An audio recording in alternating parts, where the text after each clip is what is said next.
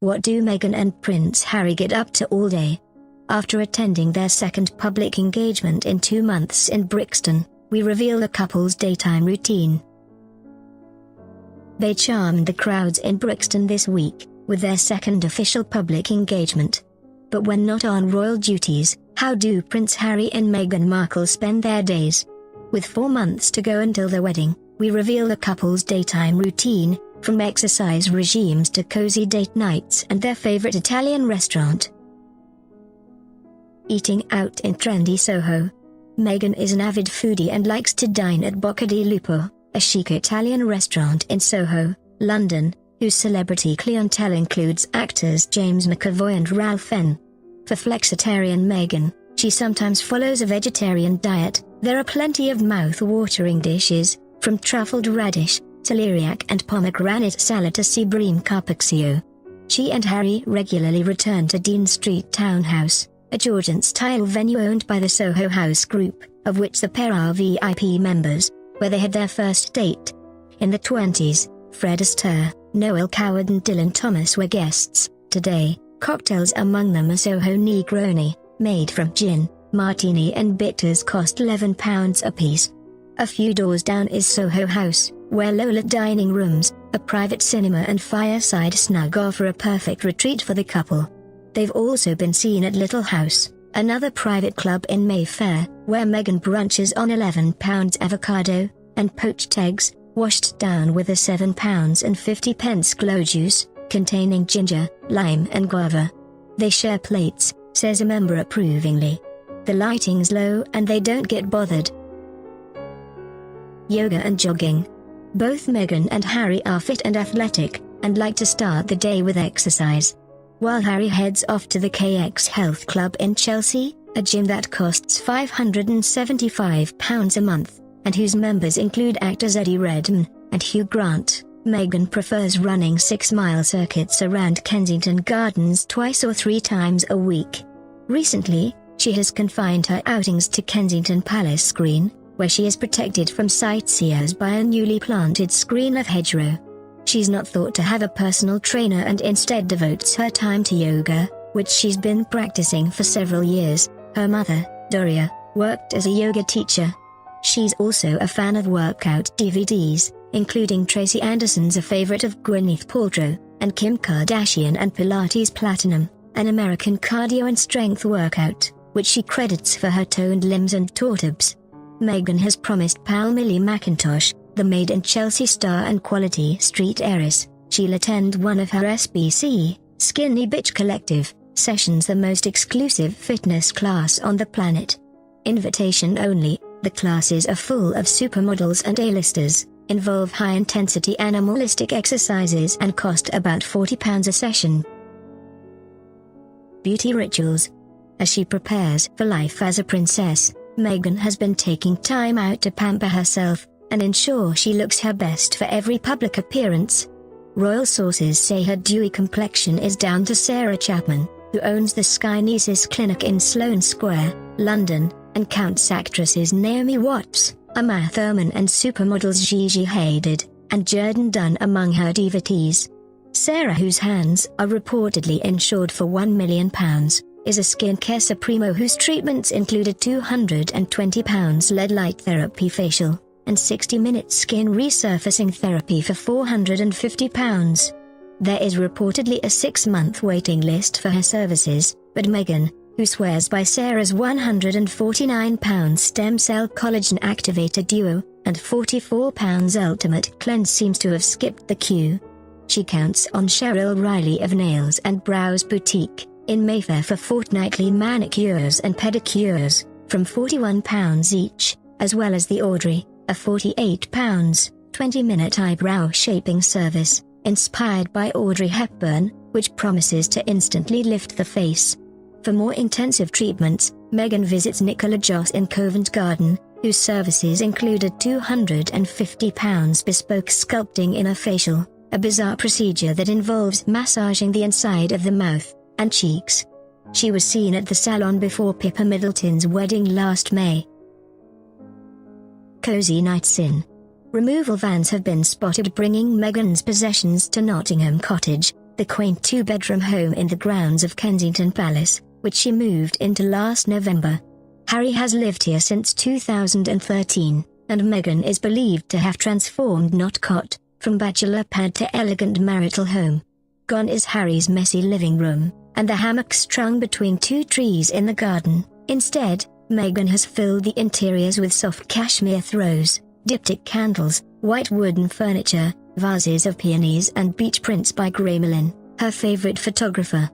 Having spent much of the past 18 months apart, she and Harry love nights in, cooking together. Sources say Harry likes fish pie and beef Wellington, while Meghan's tastes extend to spicy fish and Caribbean jerk chicken, and relaxing over a glass of £80 Italian Tignanello red wine. They regularly watch box sets on Netflix, and sources say they've recently enjoyed BBC shows Feud, Spiral and McMafia. A palace insider says they're spending as much time as they can on their own together, with lots of casual suppers and TV. Supper with pals.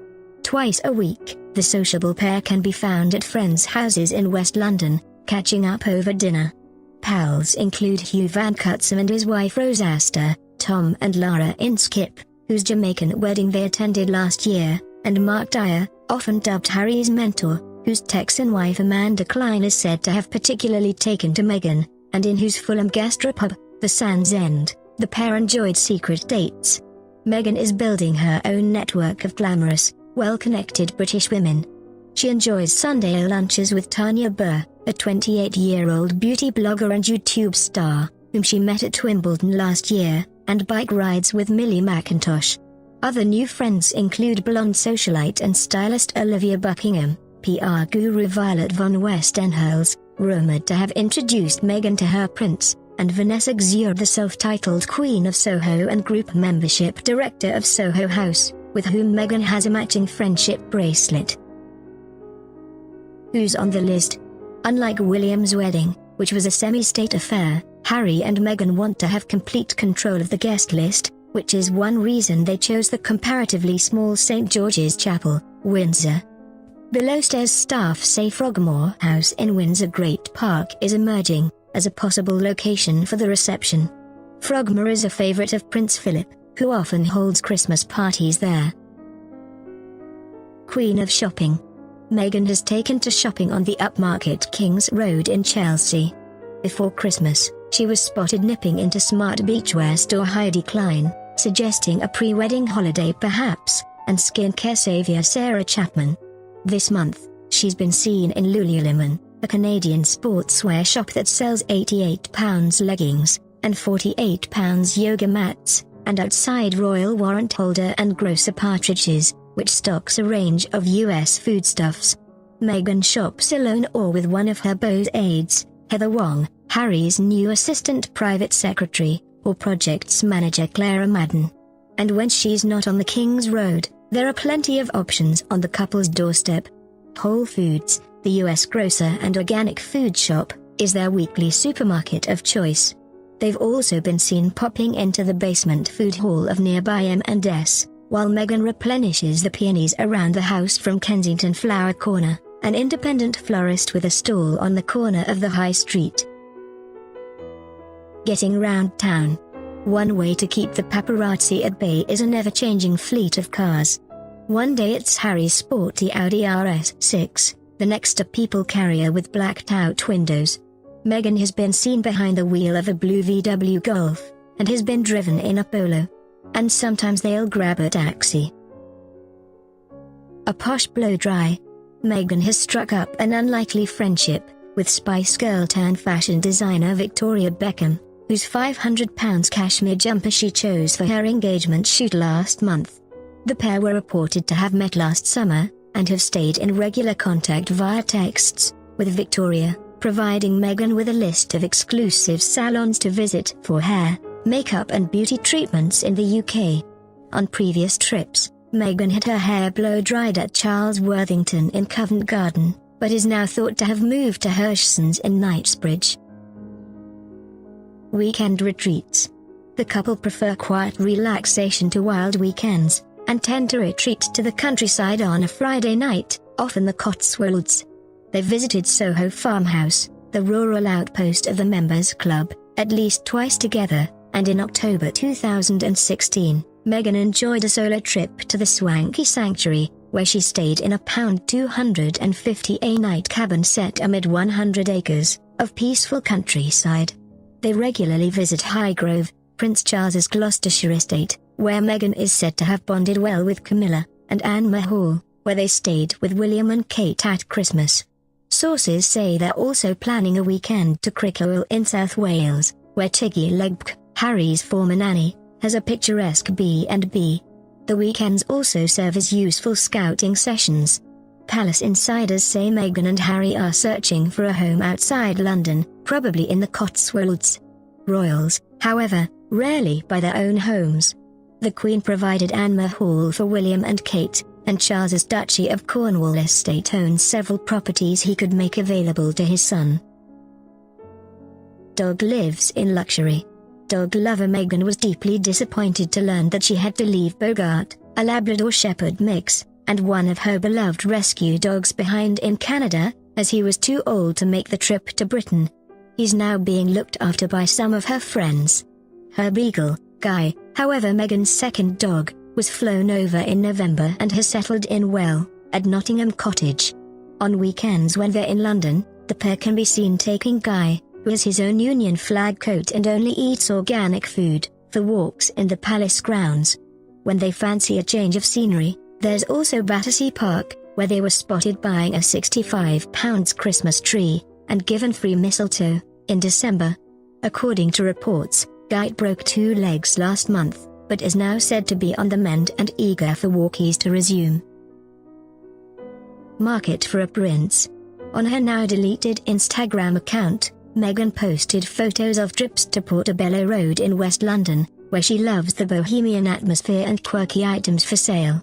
She's believed to have dragged Harry to browse antiques and vintage crockery at the Saturday market a few times. Her house in Toronto had an antique French mirror and a battered suitcase reinvented as a coffee table, a shabby chic theme she is said to be replicating at Nottingham Cottage. It seems antique hunting is in Meghan's blood. Her maternal grandfather, Alvin, was an antique stealer in Los Angeles, and passed his love of collectibles onto his granddaughter. Sneaky film nights. The couple are avid theatre fans and have enjoyed several dates in London's West End to see the Lion King musical, and the curious incident of the dog in the night time. All in black and wearing beanie hats, they also enjoy regular cinema dates, slipping in unnoticed to screenings around Chelsea. What about babies? Aides insist the couple will stay at Nottingham Cottage for the foreseeable future, but palace officials have begun inquiries to identify a suitable royal apartment for when they start a family. One possibility is moving back to St James's Palace, where Harry and William lived with Charles after Diana's death. Another includes the swanky home at Kensington Palace, currently occupied by the Duke and Duchess of Gloucester, once they retire from royal duties.